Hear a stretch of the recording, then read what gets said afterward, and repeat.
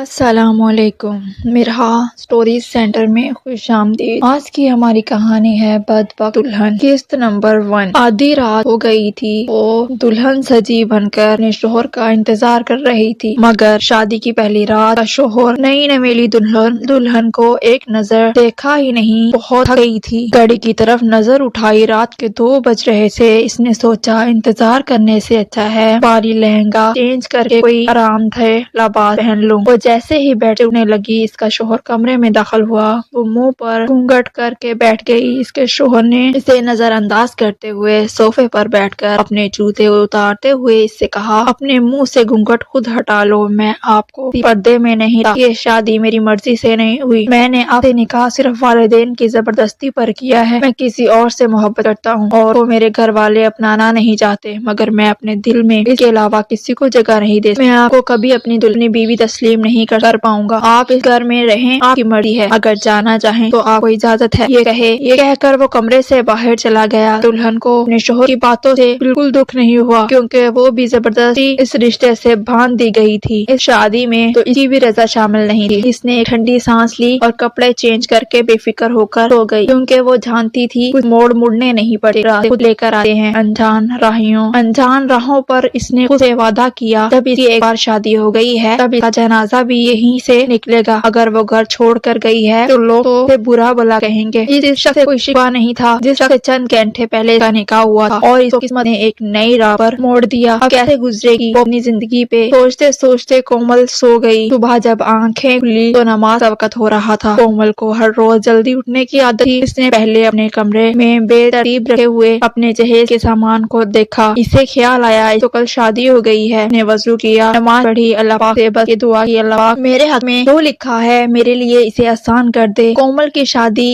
گھر میں ہوئی تھی جہاں دیہاتی ماحول تھا، وہ تو شہر میں رہ کر میرے امیر گھر میں پلی بڑھی تھی، سسرال میں ماحول کافی الگ تھا، قسمت اسے کہاں لے آئی تھی۔ یہ سوچتے ہی کومل کی آنکھ میں آنسو بھر آئے۔ تم رو رہی ہو مریم کی آواز نے اسے چونکا دیا۔ اس نے اپنے آنسو صاف کرتے ہوئے کہا، نہیں بھابی۔ مریم کومل کی بڑی دیورانی تھی، بس امی ابو کی یاد آ رہی تھی۔ کومل، یہ کیا آپ کی کل شادی ہوئی ہے اور ارمان بھائی باہر سو رہے ہیں، دیکھو ان کو مچھر کاٹ رہا ہے۔ کومل نے جلدی سے کمبل اٹھایا اور اپنے شوہر کے اوپر ڈال دیا۔ مریم یہ دیکھ کر ہنسنے لگی، واہ کومل واہ، ساری رات تو آپ کو خیال نہیں تھا۔ بس بھابی وہ میں تھک گئی تھی۔ اتنے میں امی جی نے مریم کا آواز دے کر ناشتہ بنانے کے لیے بلا لیا۔ کومل نے اپنے سوتے ہوئے شوہر پر ایک نظر ڈالی، سانولی سی رنگت، کالے سلکی بال، چھوٹی چھوٹی فرینچ سٹائل والی داڑھی، کافی پرکشش شخص دکھ رہا تھا۔ وہ رومان کو سب گھر والے باہر سوتے ہوئے دیکھ کر ہی سمجھ گئے تھے کہ اس نے کومل کو اپنی بیوی تسلیم نہیں کیا۔ کومل نے اپنی دیورانیوں کی مدد